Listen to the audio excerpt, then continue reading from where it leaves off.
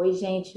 Hoje a gente vai falar sobre um mecanismo que muitas das vezes a gente usa e acaba atrapalhando a nossa evolução, a nossa forma de se relacionar com as pessoas com quem a gente ama, que é o mecanismo de autossabotagem.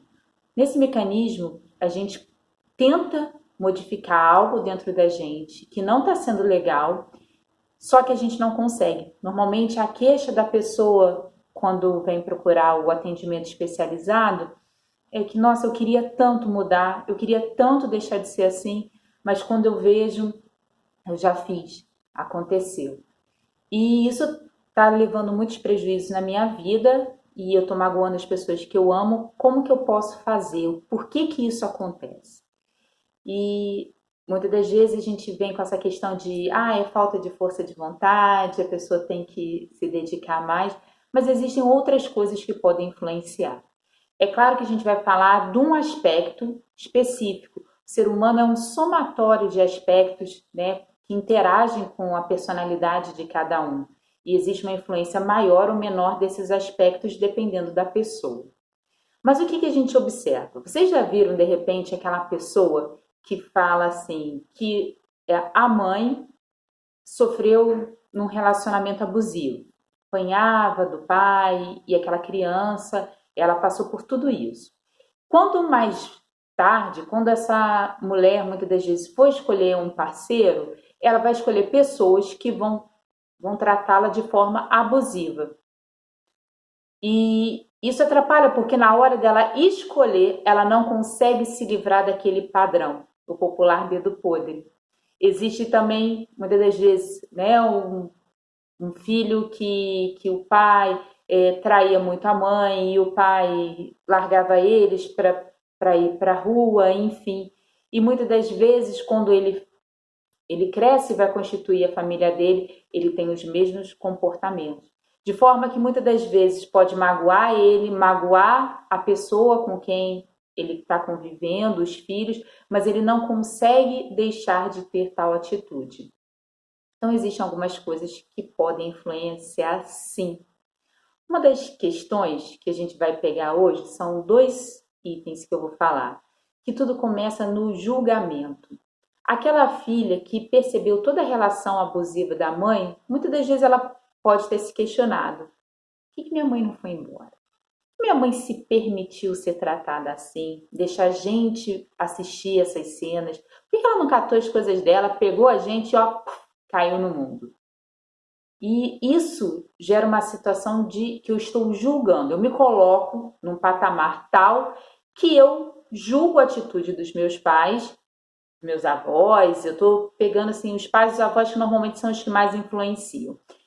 E eu julgo, né, essa atitude deles, me colocando, né, superior a isso. Nesse momento que eu faço um julgamento, quem julga não pode amar. A gente não consegue amar plenamente. Se eu julgo, eu me coloco melhor que você e aí eu te condeno. Se eu te condeno, eu não posso conceder o meu amor.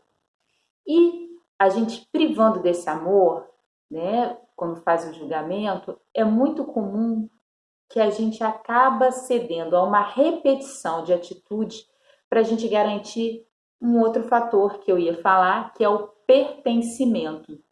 A gente quer, o ser humano é um ser sociável, que gosta de estar em grupos, a gente quer pertencer, se sentir pertencido àquele grupo, àquela família.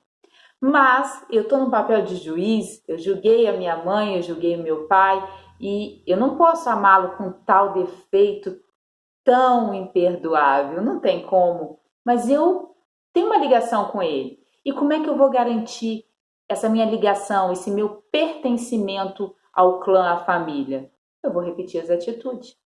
Porque aí, quando alguém olhar, vai falar: nossa, igualzinho o pai. Nossa, igualzinho a mãe. Eu faço parte daquele clã. Eu sou reconhecida como parte daquela família, sem abrir mão do meu papel de juiz. Só que isso, né, gente, traz danos muito complexos para a nossa vida. Imagine, a gente vai só perpetuando papéis, comportamentos, se negando a oportunidade de fazer escolhas mais conscientes. Eu posso ser alguém diferente e fazer parte dessa família. desde que eu abra mão do meu papel de juiz, desde que eu abra mão do meu julgamento e passe a dar o amor que aquele ser que me deu a vida, ele merece.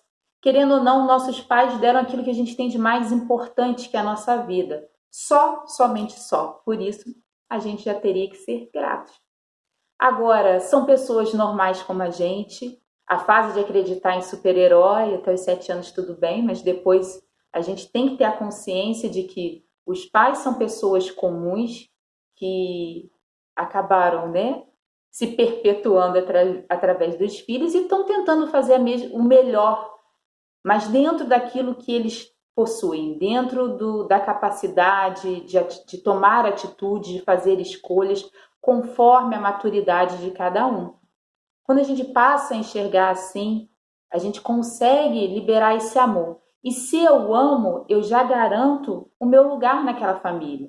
Eu não preciso mais repetir atitude. Eu não preciso mais ser igual a ele ou a ela para ser reconhecida. Eu sou reconhecida porque eu amo. Amo do jeito que aquela pessoa é, com as limitações, com defeitos. Afinal, a gente ama o imperfeito. Ninguém ama por merecimento. Ah, eu amo porque ele é tão bonzinho. Não, a gente ama porque ama. E com os pais é um laço muito maior, porque os pais nos deram a vida. Então, por si só, como eu falei, já é motivo da gente poder se permitir amar. Então, vamos abrir mão desse papel de juiz para que a gente possa ter autonomia de fazer escolhas conscientes para a nossa vida, para que a gente escolha ter novos papéis, novos personagens, não ficar repetindo aquele mesmo padrão, aquela mesma história, né? Parece até um karma daquela família. Esse mecanismo inconsciente atrapalha muito a gente.